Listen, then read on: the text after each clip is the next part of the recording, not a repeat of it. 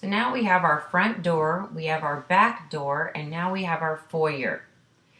With your foyer, again, this is one more opportunity for you to bring them in and entice them in to read your brochure. So I'm actually going to copy this, right click and copy, clicking out into this gray area, right click and paste. That way there's just no confusion. I'm going to drag this over to the foyer area. Now this is where you want to add in something like, hey, did you know, or some kind of BAM factor line here. So I'm going to actually put did you know and a question mark. Now that's way too big, so I need to shrink it. You don't want the cursor in here. You have to click on the outside so that you can do anything to it, and I'm going to shrink it till I know that it fits there. This kind of bleeds into this gray, I think, and it doesn't kind of bam out at you. So I'm going to go to my format, and I could change my fill, play around with the fill and what I think looks the best. And that's kind of up to you. I want to see what you have. I'm going to go ahead and take the reflection off, so no reflection, and just did you know, it's kind of black and white facts here. Now, I'm going to add another picture of my girls, and there were so many to choose from. They did such a fabulous job, and I'm going to choose one that I can put in there that was a lot of fun. They did one on the monkey bars. I think I want to try to get one of those on the monkey bars. So I'm going to drag over another picture, and again, it's really big. Now this one, not the right one because all their hair was in the face, so I'm going to delete that one, and I'm going to try again. And so, as beautiful, there was a better one of her, so I'm going to delete that one again, and I'm going to go for this one. And they're all really smiling, and it's all really great, so I need to resize that picture. We don't need all the trees, and we don't need all the stuff, so I'm actually going to crop this one out. Again, I have it selected. If I don't have it selected, that purple goes away. If I have it selected, the purple comes up, and I'm going to click on it. I'm going to do a little cropping, and I'm going to crop it down, and I'm actually going to come in kind of tight, taking out that silver, making sure it's the same length near each of their elbows here. And I just love this picture. I'm going to click off, and here I've got another picture of live people, so that's great. Now on this one, I probably won't use the soft edges. I'll try something different and see what I like. The biggest thing is you want to make it look polished. That's way too big. So you can play around with different framings. I'm also going to put this down, and I'm going to put this up here. So I want to move this down here. So, did you know? Again, you're bringing them in. People love to look at pictures. They love to look at, different things. So this is all really inviting.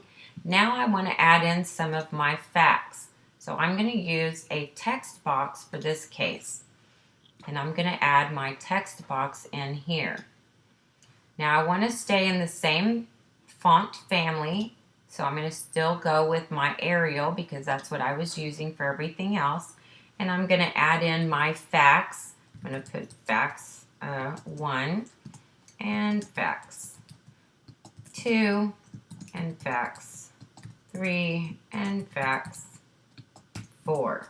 Now if I were to say more facts 5, that would not be parallel structure. So I don't want to do that. I want it to be parallel.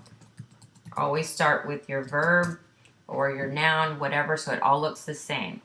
So I have a blinking cursor here. I want to get rid of that. I'm going to click on the outside so there's nothing showing. Then I can go up here. I'm not on my Format tab. I'm on my Home tab. And I'm going to choose Bullets. It's right here. Drop that down. And there's all different kinds of bullets that you can use. I'm going to use check marks. And I want to center this up since it's still in my foyer area. And I'm also, since it's still in the foyer area, I'm going to make these facts a little bit bigger. Now the meat and potatoes section that you're going to do tomorrow, you're not going to make it as big. So far I have my hobo, I have Ariel a little bit larger, I have Ariel a little bit smaller, I have a text box with Ariel, and then I have hobo here, I have a picture here and a picture here, and I have a logo here. This is the beginnings of a pretty solid brochure. Now there's all kinds of other things that you can do by adding shapes, different shapes. Let's say I wanted to drag a shape onto here. Now I don't want a blue shape. In this case, I might want to try to match that pink. So I go to my format and I use my fill colors here. And then I'm going to try again to get the right pink. The closer you bring it to them, you can then move it around until you get something that's closer. That looks pretty close. And okay. Then I might put no line. But I need to send it behind my text. So I'm going to right click, arrange, and send backward. You might have to do that a couple of times until you get it, or you can go send to back all the way. Then you have to send this back all the way. And then this comes up. So that now this is on the top. Then that allows you to add maybe a little bit of effect on your text of a shadow or something to make it pop out a little bit more, and you can play with what that might be. It just makes it a little more 3D. On this, then I might want to shrink it. Looks like it has a little bit of a blue outline, but it says it's not. So let's make it a white outline. Let's say I want to make it a thicker outline. You can drop this down, you can go to weight, and you can add a little bit of a thicker outline. So you can kind of polish it up and add different shapes for embellishment if you would like. Add a little more color. You might add a little color over here. You might change the colors. You can kind of play around with different things. I want these to be real clean. At the same time, I want them to be your flair, your creativity. So one other thing that I want to show you, I guess I'll leave that on for you, and that is how do I add transparency to a picture so that when you bring it up, you can have the picture on there and not have the white part. So I'm going to bring my little ribbon into here, and I wouldn't use this because it's not in the same color family, but this will help show you what I mean. So I have my picture. I can go to my format picture, and if I go to recolor, you can see there's different color options I can choose that might make it more in the family, but that looks kind of crazy. So I may want to just undo that, undo what I just did. Now on the recolor, you can go set transparent color and click in the white area. Then I have no more of that white. I just have the little bit of the gray that you see there.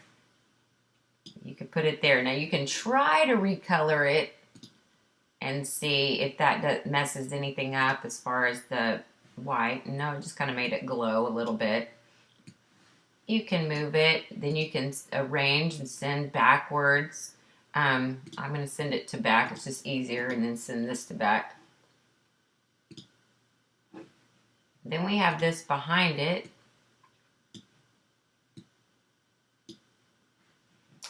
That might mask the front door, so then you might go back and you might change the font color. It's just playing with it until you get it the way that you want it. But that still distracts from what we had. I kind of liked it being white and then this being the pink. So that didn't work for me there, but it might work over here. So now I have to send this back. And you can just play around with different things. You can also play around with your colors. You have all kinds of different recolor options here. You also have corrections, and this sharpens it or softens it, and you just have to be real careful. Sometimes you can get a little bit too creative, but I do want you to be creative. I really do. So there you go. There's that, and this should be a little bit more to it than this. This is very simplified, very scaled down. You can play with different colors. You can play with different gradient colors if you want.